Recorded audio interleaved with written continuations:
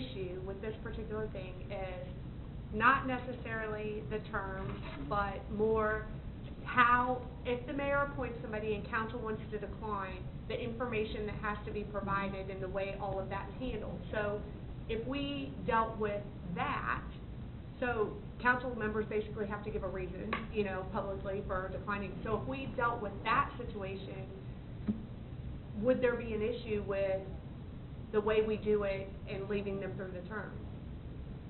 My preference is to leave them through the term.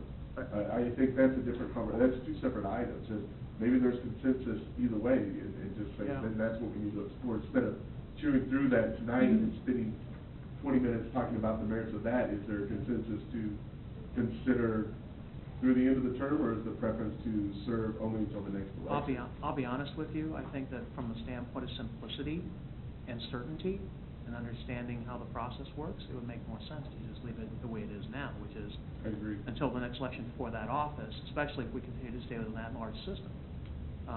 With a ward system, it makes a lot more sense to have just the next election. But I'll be honest, my preference is that we don't touch either wards or classification of city right now. I don't think that there's a need. We don't have the diversity of population, and I don't think we have the need to be able to have to comb through 3,000 ordinances and resolutions.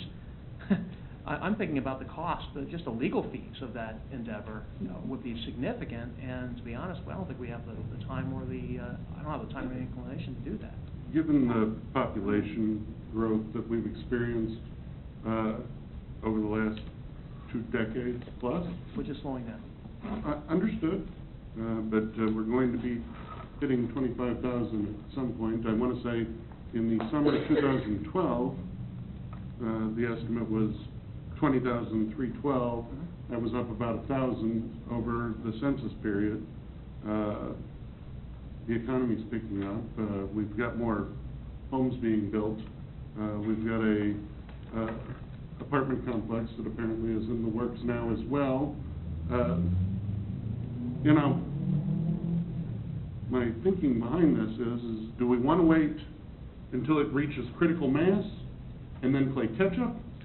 Or do we want to manage the process in an orderly manner? Well, if I heard Cheryl correct, though, is there's no benefit to being ahead of the game when it comes to classification as a city of the first class. That is correct. So you won't be behind the ball by waiting until you've met that population threshold. No.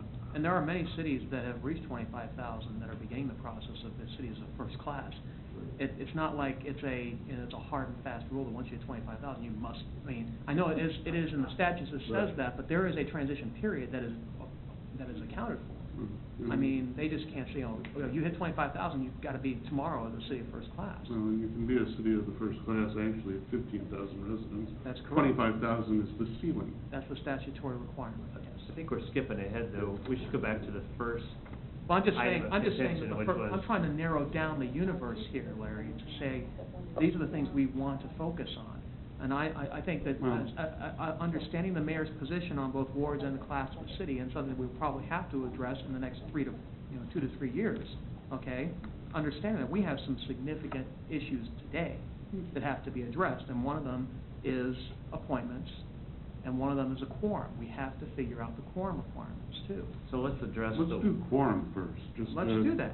And what's everybody's feeling on I think for quorum? Well, Yeah. Okay. I guess I kind of want to go back to Chris. Let's Yeah, talk about one thing. Let's go from there. Let's check a list off. Exactly. So I was moving back Let's to do the that. top, just so that I could work my Well, way let's move down. forward instead of getting caught in the weeds on one. But quorum seems like it's the simplest one I think so. to come to a consensus on. Mm-hmm. Let's start with Kristen's in an orderly manner. So are we going back to the appointment? All right. Well, I think what we're going back to is the term. Yeah. Well- So I honestly, I don't have I agree with Steve's perspective that term is easier to identify if you're in a ward system. At large, I don't have an issue personally with them filling out the term. I always thought the real issue was the way the appointments were handled, not necessarily how long those appointments served.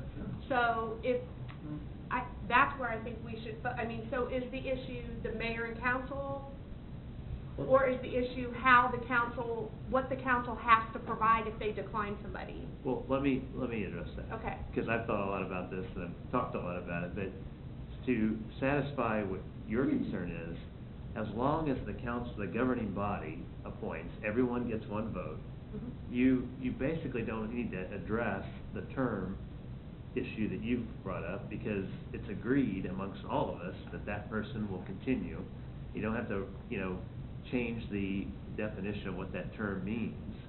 And then secondly, if everyone agrees, then you don't have to go back to the person and say you're not qualified or you're not fit.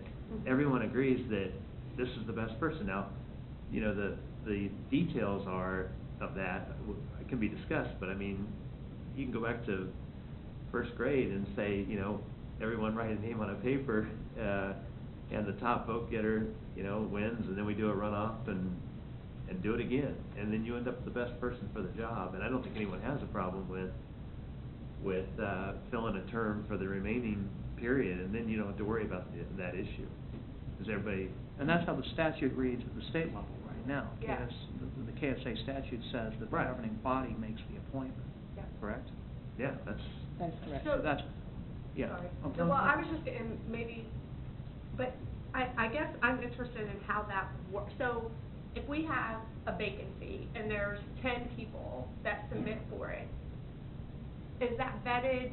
I mean, do those 10 people come up and we vet them here, or do we still interview people and people make recommendations? I mean, I guess that's the part that I'm struggling with, is how does that happen?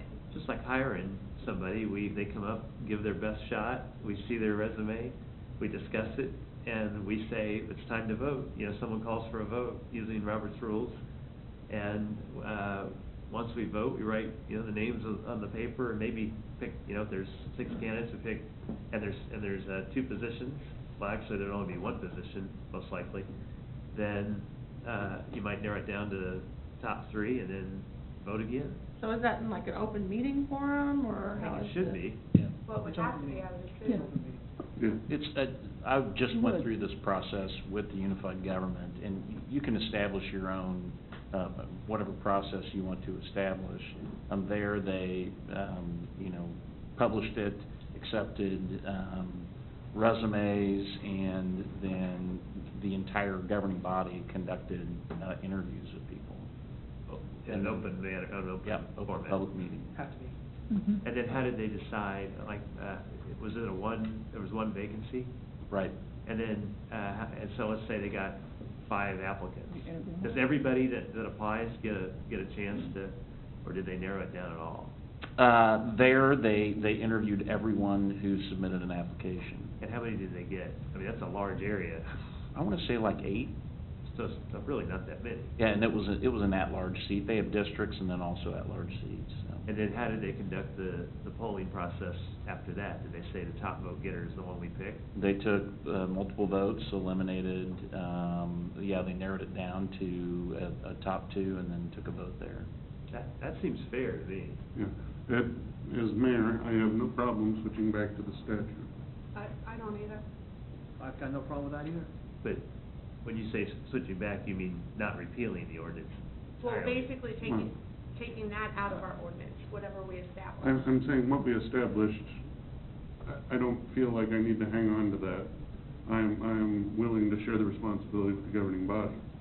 I like that, so. And then we would keep it that you would just fill the remaining term Yeah. of the person, Yep. not Absolutely. necessarily the next election. Well, and it would also eliminate the need to, exempt ourselves from the state statute that says you've got to kick Badmouth dirt on somebody Yeah. Yeah. if you don't think they're worthy, so. All right. That one seems Okay. straightforward. Pretty simple, All right, so council member appointments. yes.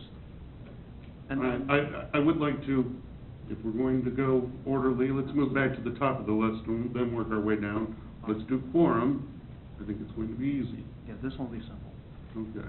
I mean, currently it's 4, state statute is 3. I talked, and Steve, I remember you were at the League of Kansas Municipality, meetings, right after we got elected last year. You asked the people in your session, I asked the people in my session, they They suggest 3. Yes. So I'm in favor of changing the quorum requirement